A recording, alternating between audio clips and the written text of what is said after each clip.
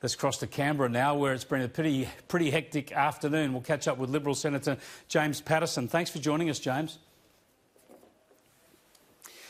Look, first up, I want to get you on this Sports Rorts affair. The opposition in the question time in the House today focused very heavily on the Prime Minister there. Is it the case that there were grants approved here minutes after the election was called in the official caretaker period? And is the Prime Minister in strife through his role or the role of his office? Chris, I will caution you not to take everything said by the Labor Party in question time today at face value and to independently judge for yourself, and there'll be plenty of time and opportunity to do that. Don't worry, Senator. Don't worry, Senator. I will make my own judgments, but I'm asking you a question. Is it the case that the grants here were officially approved after 17 minutes after the election was called? Well, Chris, the honest answer is I have no idea. I have no visibility of that. That's certainly an allegation that has been raised. All I'm doing is exercising general caution here about accepting these things at face value.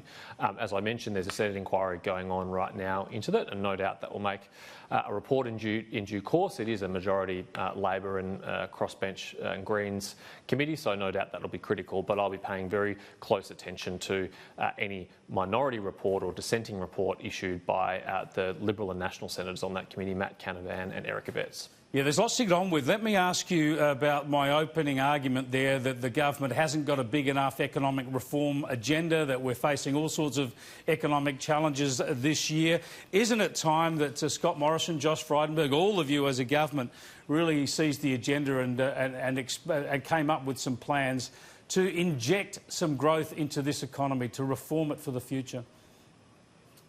Well, there's two things I'd say to that, Chris. Firstly, I think you're being a little bit unfair. Right now, underway is the largest personal income tax cuts since the Howard Costello era. Is it worth thinking about bringing them forward?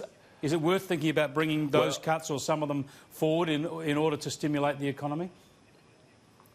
You'd be hard-pressed to find me ever arguing against tax cuts of any kind at any time, Chris. However, I would say, consistent with returning the budget to surplus as soon as we can and as sustainably as we can, obviously we are facing pretty significant pressures on the budget at the moment with the ongoing drought, with the bushfires and now with the coronavirus, and all of those events will combine to probably reduce government revenue and increase government expenditure, and that obviously makes it more difficult to deliver a surplus, and it makes it more difficult to do things like bringing forward those tax cuts. But the good news is they're already legislated, and it's in fact abolishing an entire rate of tax, which means the vast majority of working age Australians will just pay a maximum rate of no more than 30 cents in the dollar. I think that's great reform.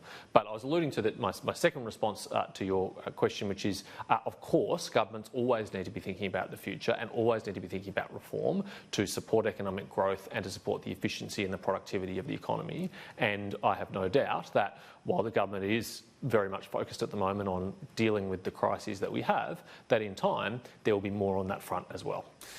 All right, I want to move to China. You've been an outspoken critic of the Chinese communist regime, so much so that they rescinded an invitation for you to go to China. On the program last night, I spoke to Daniel and Cindy, two Chinese Australians living and working in Sydney. They're involved in the Falun Gong movement, but they talked about how openly the Chinese embassy and consulate here pressure them commercially and over their organisation to try and dissuade people from having anything to do with them in this country. Just have a look, a little bit of what Cindy had to say. Chinese embassies still keep giving interference. For example, this year they make the phone call to the theatre and trying to give them the pressure. And in Perth, the theatre declined the application for Shen Yun to be hosted.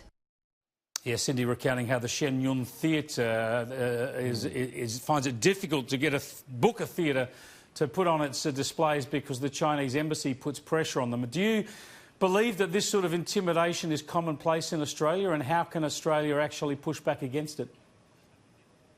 I know that it is, and it's even clearer this week than it was last week, because the Director General of ASIO gave a speech this week where he recounted a series of anecdotes. He didn't name any particular countries, but a series of anecdotes where he said that Australian citizens had been intimidated by foreign intelligence officers, and diaspora communities had been intimidated by foreign intelligence operators.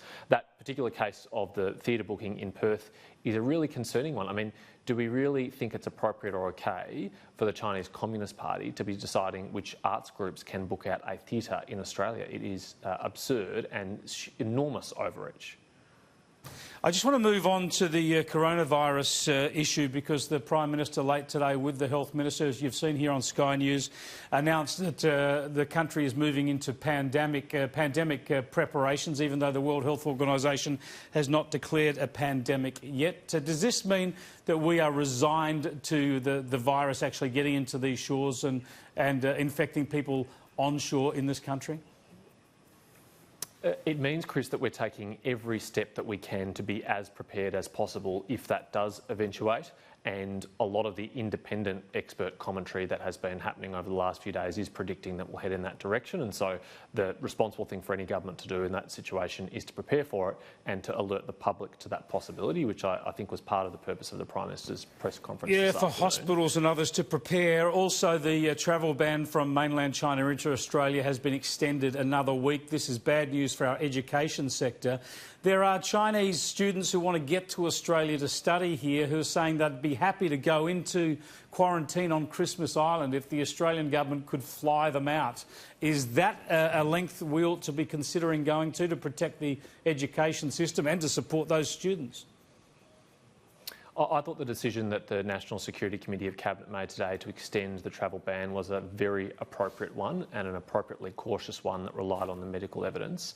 Although I'm very sympathetic to the students who'd like to return to Australia, there are approximately 100,000 international students from China who are studying in Australia who are not yet here in Australia, and it is simply impractical to think that the Australian government could quarantine them on Christmas Island or anywhere else for that matter. The people who've been quarantined in Christmas Island and in Darwin, who are Australian citizens or permanent residents and their family members, have been in far, far smaller numbers than that. That would be an enormously complex logistical exercise, and I think, in my view, too far. Yeah, it's a pretty difficult one. Thanks so much for joining us, Senator. Thank you, Chris.